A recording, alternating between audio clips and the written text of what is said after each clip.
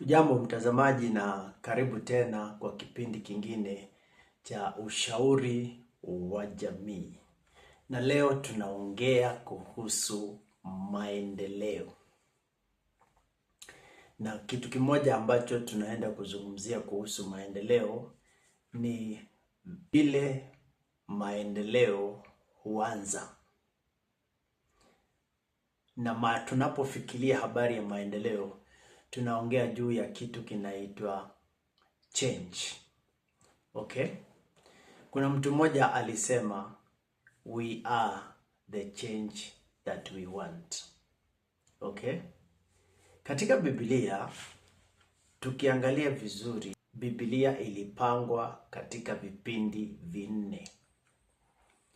Kuna kipindi kinaitwa kipindi cha uumbaji. Katika kipindi cha uumbaji, kila kitu kilikuwa kizuri. Hawakuhitaji maendeleo, kwa sababu ilikuwa Mungu aliumba kila kitu na akaona kiko sawa. Lakini kuna kipindi kinaitwa kipindi cha mwanguko, the fall. Kipindi hicho cha mwanguko ndio mwanadamu alipoanguka akatoka katika utukufu wa Mungu, na hapo ndipo magonjwa yalianza.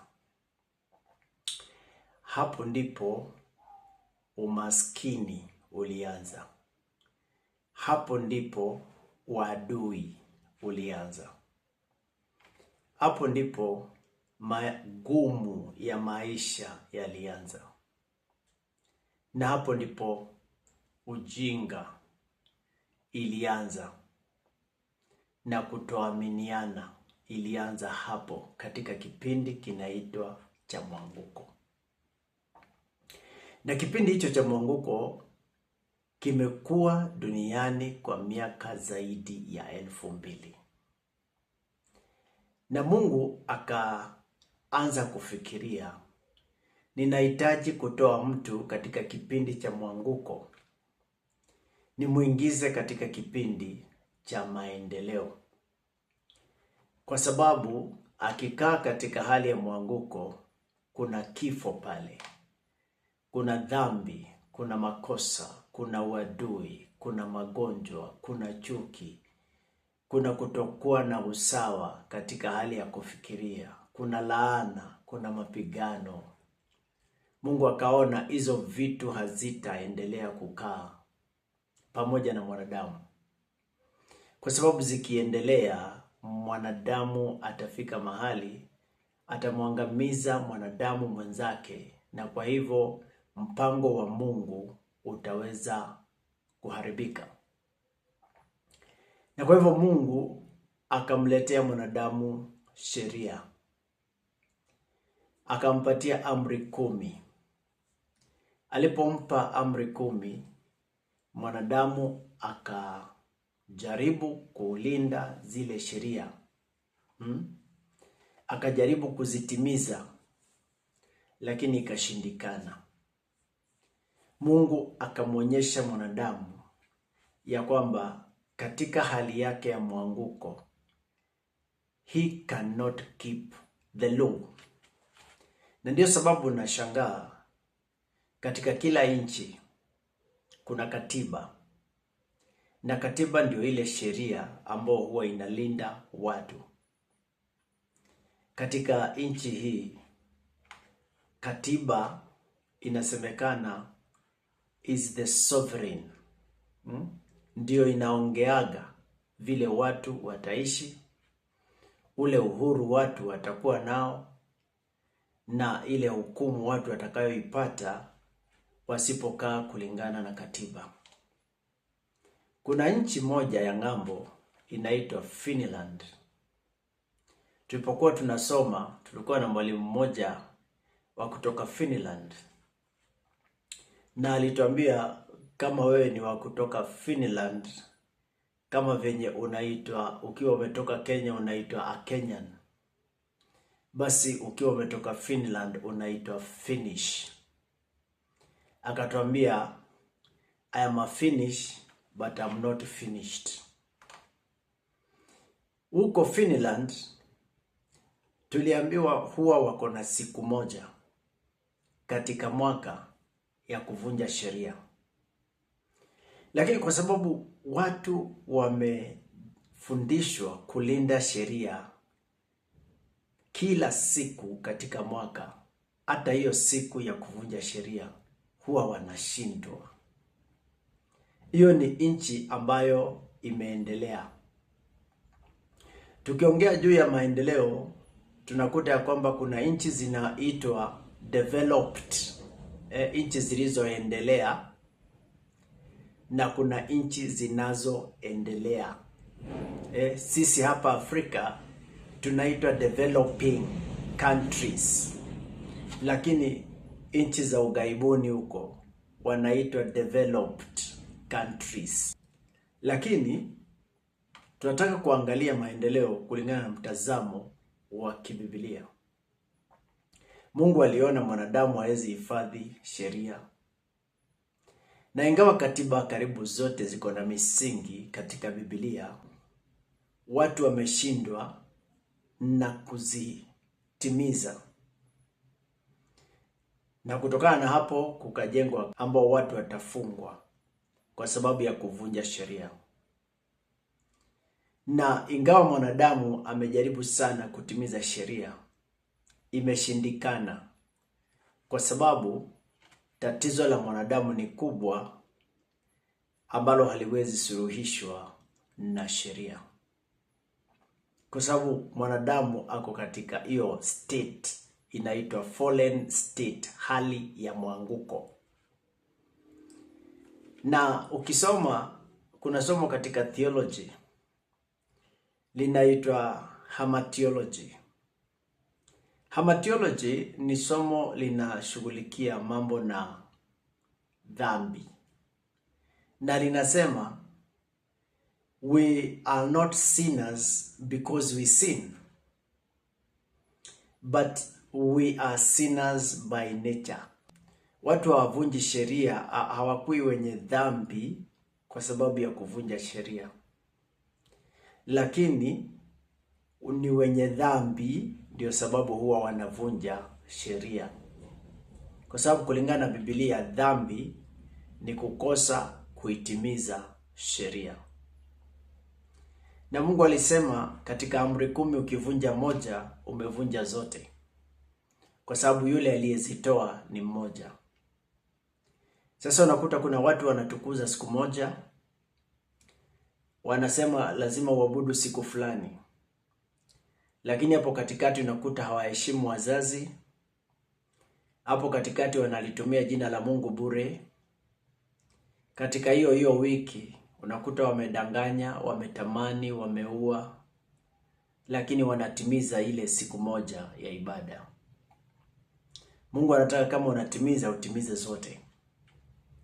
Lakini mwanadamu ameshindwa, kwa sababu mwanadamu hawezi rekebishwa kutoka kwa nje. Mwanadamu anafaa tu, na inawezekana tu yeye kurekebishwa kutoka kwa ndani. Na kwa hivyo, ili mwanadamu aendelee, mabadiliko lazima yaanze na ndani ndio yatoke na nje. Lakini mara nyingi watu wanapenda kufikiria maendeleo kutoka na nje iingie ndani, na ndio sababu kumekuwa na shida ya kutoelewa maendeleo ni nini. So Mungu ndiye chanzo cha maendeleo, cha kuweza kumrudisha mtu, ama kwa Kiingereza rehabilitate the fallen man, mtu ambaye alianguka. Anahitajika kurudishwa katika ule uzuri wa pale mwanzo. Kwa hivyo kipindi cha sheria kimekaa sana duniani, na Mungu akaona we are not going anywhere. Kwa hivyo akainitiate mpango wa development, na ndivyo akamtuma mwanawe Yesu Kristo.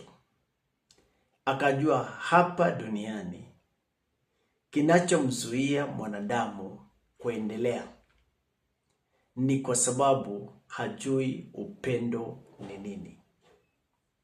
Mtu akikosa kujua upendo ni nini, hawezi endelea. Na kwa hivyo Mungu akaamua kudhihirisha, kwa Kiingereza demonstrate, akaamua kudhihirisha upendo wake kwa kumtoa mwanawe wa pekee, ili kila anayemwamini mwanawe asipotee, bali awe na uzima wa milele. Kwa hivyo Mungu alituonyesha upendo. Akatuonyesha kwamba development inaweza kuja tu kama kuna upendo. Na upendo unahusisha kitu kinaitwa sacrificial giving. Yaani kutoa kuliko na hiyo ndio upendo. Lakini si kutoa tu. Ni kutoa ambako kuna lengo la kutoa mwanadamu katika hali ya mwanguko, kumuingize katika hali ya kusimama. Daudi siku moja alisema hivi, alimulilia Bwana na Bwana akasikia kilio chake. Akamtoa katika udongo wa utelezi, akamsimamisha kwenye mwamba, akaweka wimbo mpya kwenye kinywa chake, ndio wengi wakaone na kufurahi na kulitukuza jina la Bwana. Kwa hivyo maendeleo huja wakati watu wameanza kurudi kwa yule ambaye alianzisha maendeleo, naye ni Mungu. Kwa hivyo sasa dunia ikaanza kuingia kwenye kipindi cha tatu. Kinaitwa kipindi cha ukombozi. Na hicho kipindi kilianza wakati mwana wa Mungu alikuja, anayeitwa Yesu Kristo. Alikuja kuleta kipindi cha tatu, kipindi cha ukombozi kutokana na mwanguko. Now for the last over 2000 years, mwanadamu amekuwa anafanyiwa kurudi katika utukufu. Na kipindi hiki ndio tuko wakati huu. Na dunia inaendelea kufanywa upya. Baada ya kipindi hiki, tutaingia kipindi kingine. Kinaitwa kwa Kiingereza the renewal of all things. Kufanywa upya kwa vitu vyote. Kwa hivyo kwa Kiingereza kuna vipindi vinne ambavyo vinasema kuhusu dunia na hakuna kipindi kingine. Kuna kipindi cha kuumbwa kwa dunia ambacho kila kitu kilikuwa kikamilifu kabisa.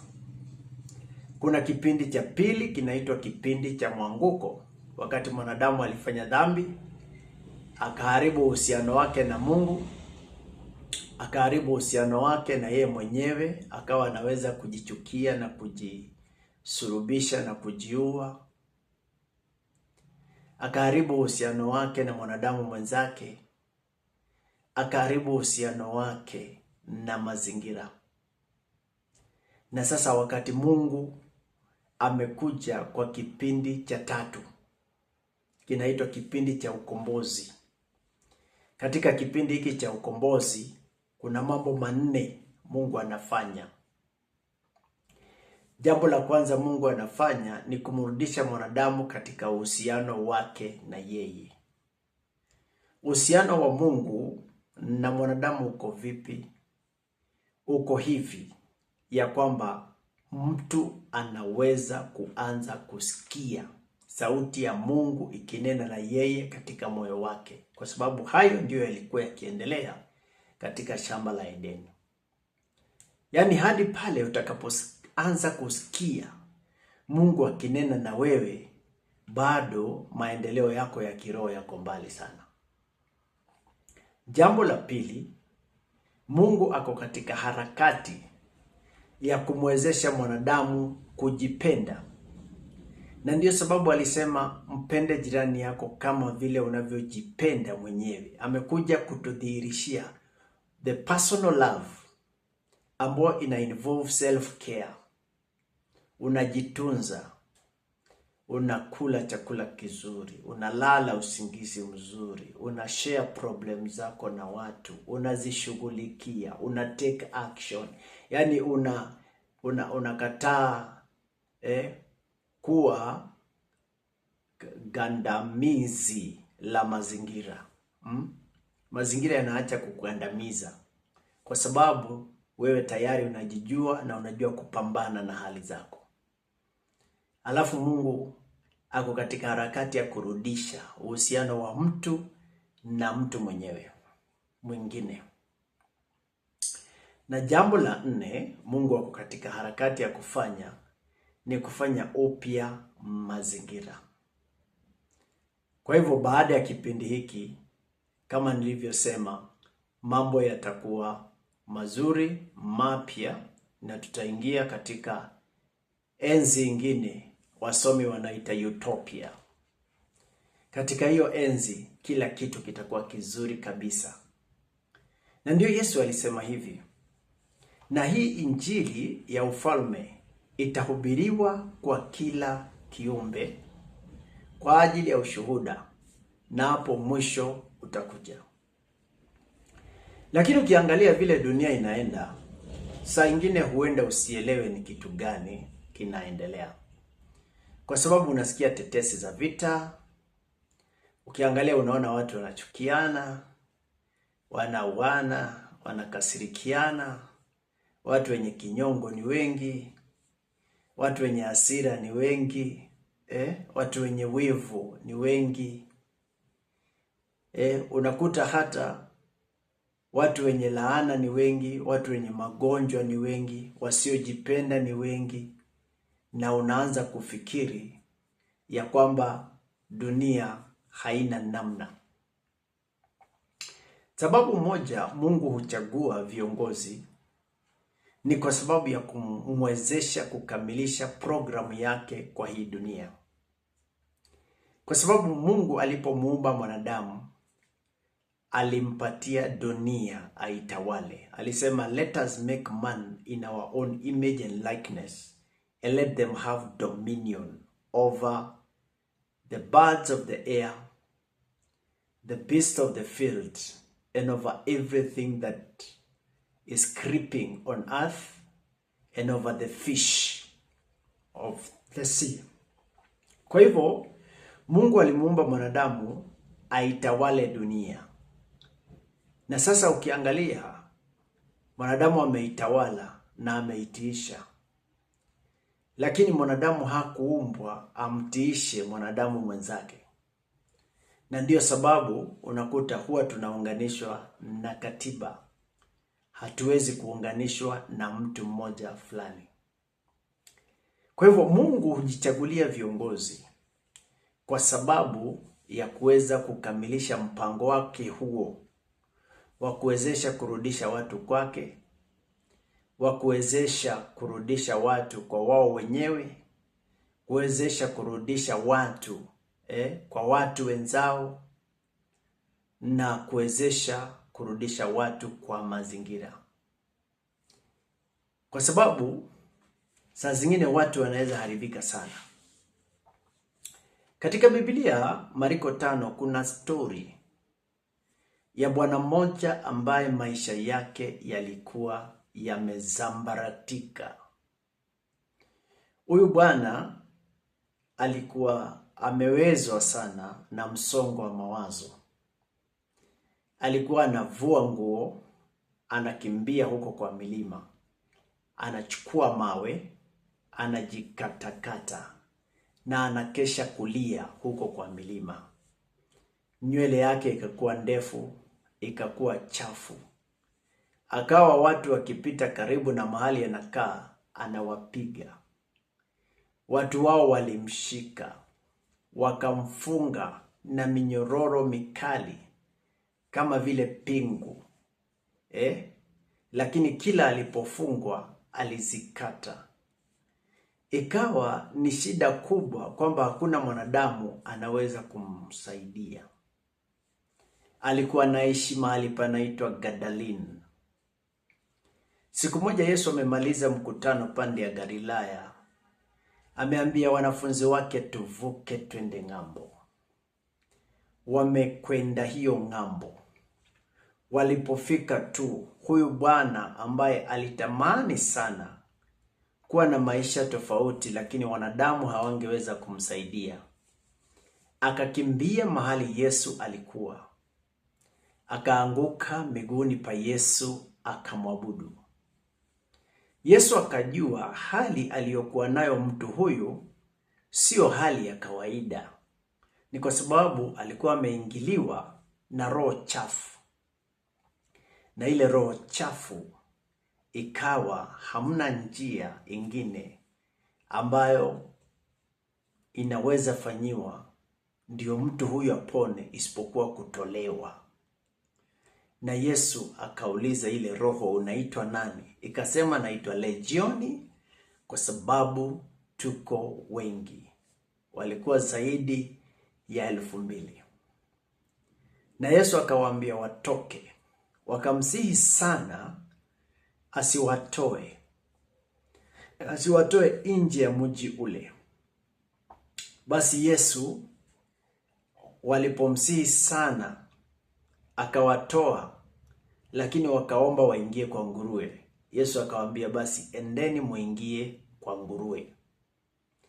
Yule roho mchafu pamoja na kikundi chake akatoka kwa ule mtu, akaenda akaingia kwa wale nguruwe. Nguruwe 2,000 walipoingiliwa na yule roho mchafu, wakaanza kurukaruka hapa na pale na wakakimbia mbio, wote wakaingia kwa mto wakazama.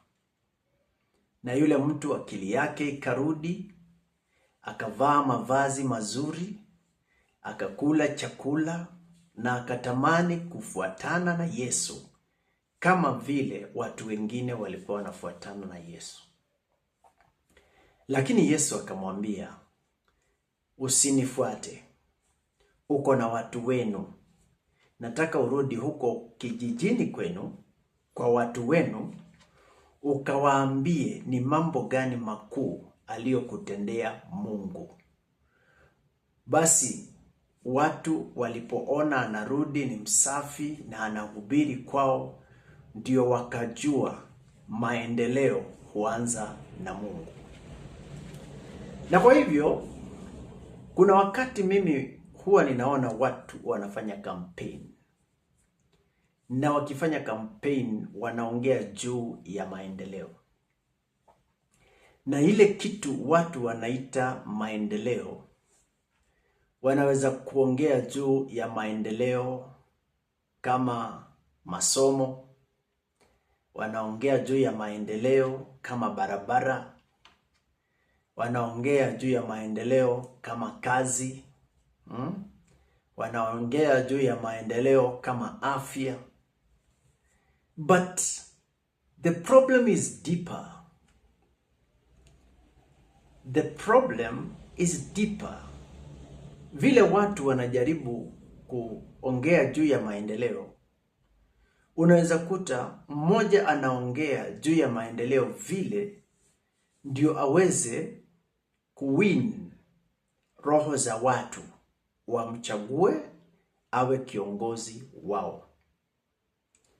Lakini akishaingia pale anashindwa kutimiza yale ambayo aliahidi watu atafanya, sio kwa sababu hawezi, lakini ni kwa sababu wale waliomchagua pamoja na yeye, they have a deeper problem. Na hii deeper problem haiwezi suluhishwa kutoka kwa nje, kwa sababu maendeleo hayaanzi nje. maendeleo huwa yanaanza ndani. Na kwa hivyo kile watu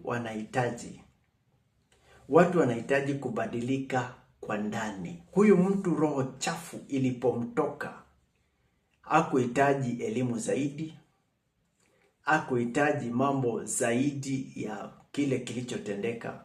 Huyu mtu alihitaji kurudi kwake tu, kurudi kwao na kuwa kiongozi na kuanza kuambia watu yale mambo Mungu anafanya.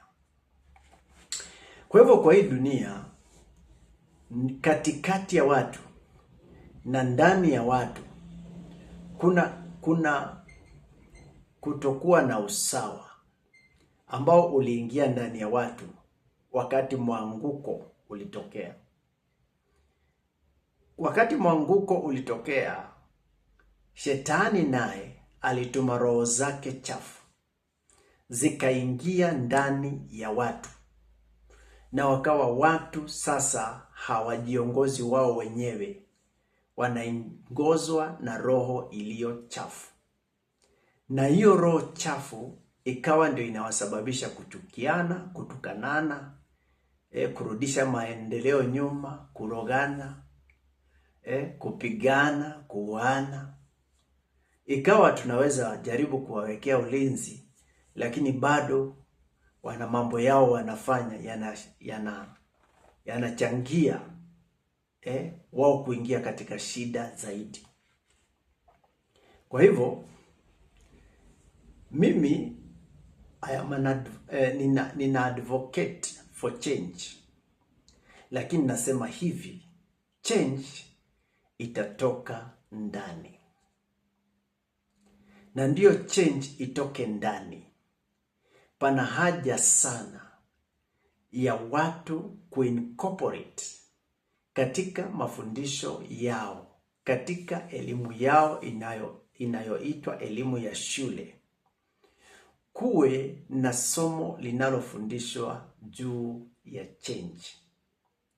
Na kwa sababu change huwa ni gradual, watu wasifikiria kwamba change inaweza kuja kwa miaka 2 au 3 au 5. Lakini watu wafundishwe wapate kuelewa vile change huwa inakuja. Kwa sababu mtu aliyeanguka miaka 2000 huwezi mrudisha usawa kwa miaka 5. Anahitaji kurudishwa pole pole. Na kwa hivyo we are the change that we need. But viongozi wetu wanafaa kuhamasisha watu juu ya change ambayo ni nzuri, kwa sababu kuna change mbaya na kuna change mzuri. Na watu waambiwe Waafrika si kama watu wa nchi za magharibi ama nchi za mashariki. Waafrika vile huwa wanafikiria ndio ile huwa inatawala matendo yao. Waafrika wanafikiria kulingana na stories zenye wameambiana kutoka kitambo. Waafrika wameambiana ya kwamba huku kwa hii dunia huwa kunaishi roho mbaya, na kwamba watu wakifa huwa mili inazikwa na roho zao zinakaa around. Na kwa sababu hivyo unasikia watu wakisema ya kwamba huyu anatawaliwa na maspirit ya kwao, ama huyu amerushiwa maspirit na wachawi. Design Mwafrika huwa anafikiria ndio design ya mtu wa mashariki, Far East na Middle East alipenda kufikiria.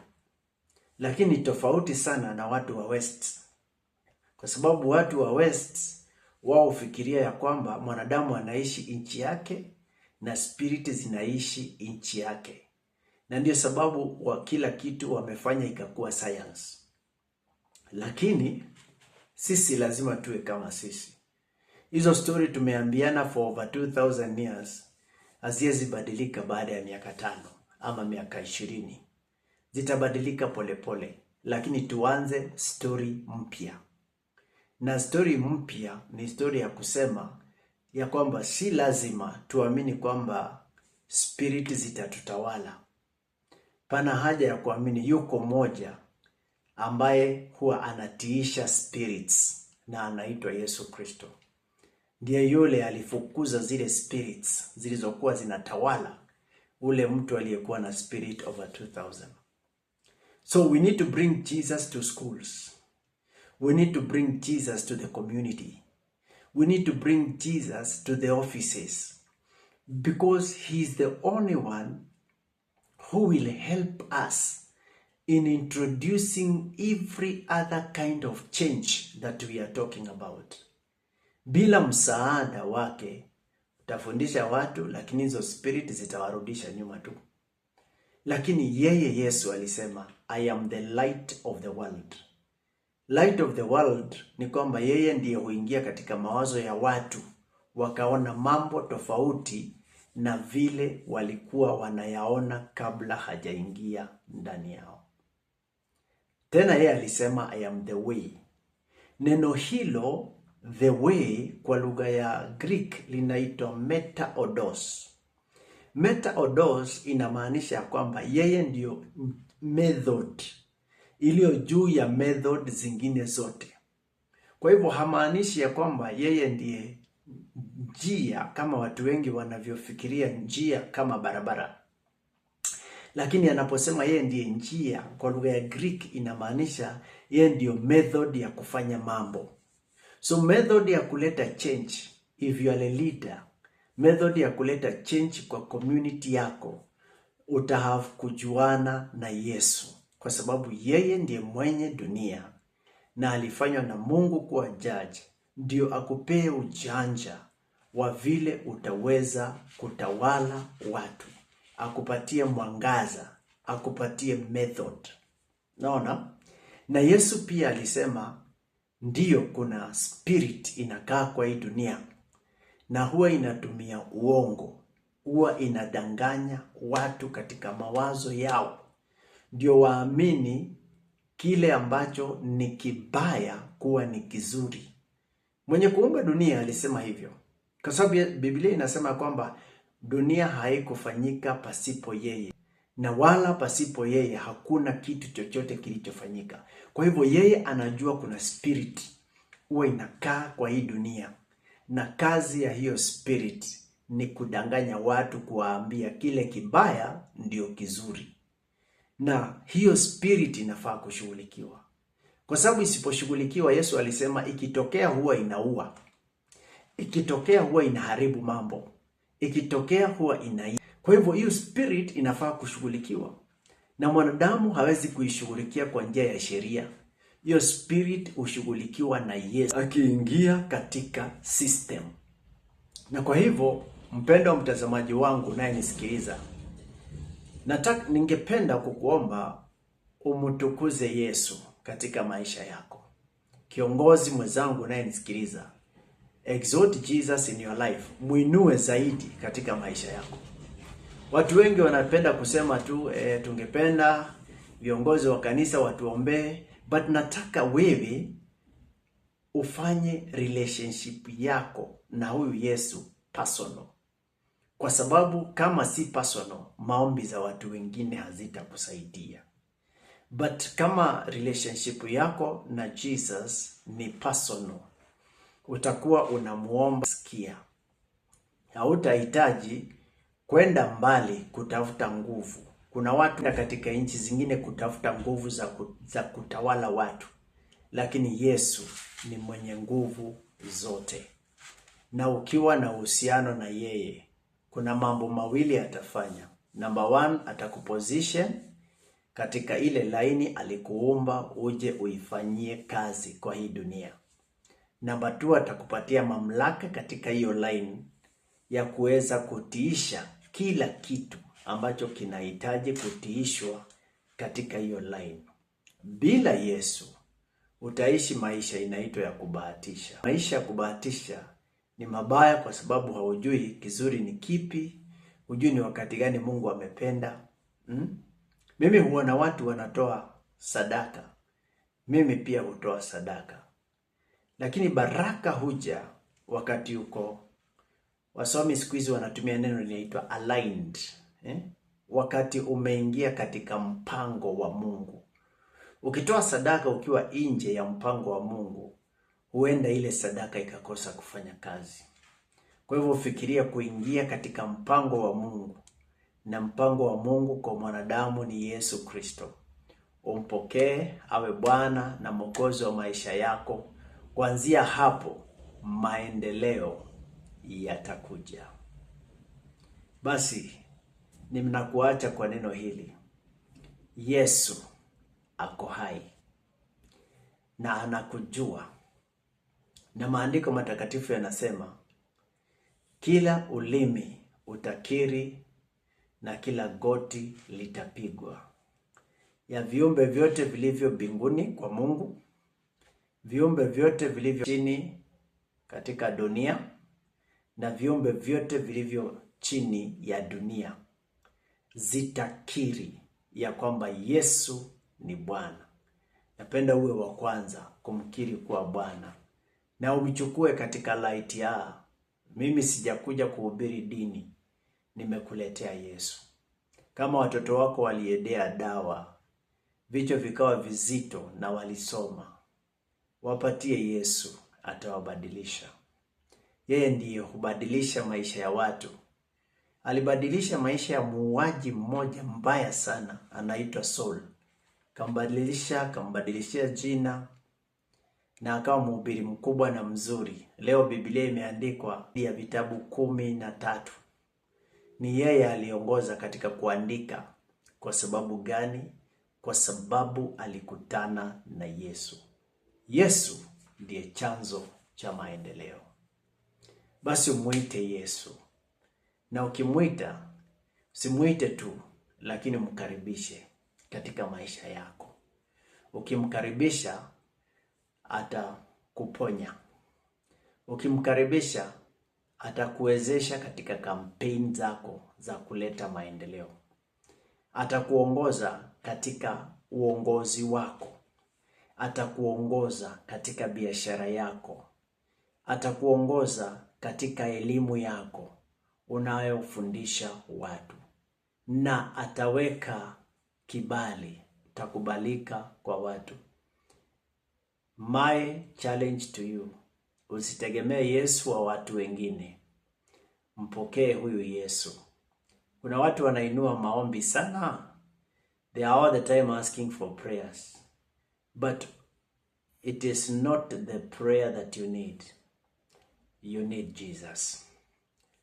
Take Jesus today and your life will be different. Mungu akubariki sana. Napenda nikomee hapa kwa leo na nikwambie hivi. Mjaribu Yesu kwa sababu anaweza. Basi hadi kipindi kingine kijacho, napenda nikomee hapo na nikwambie hivi. Utaishi kwa sababu Yesu anaishi. Lakini ukijipanga, atakubariki katika huo mpango.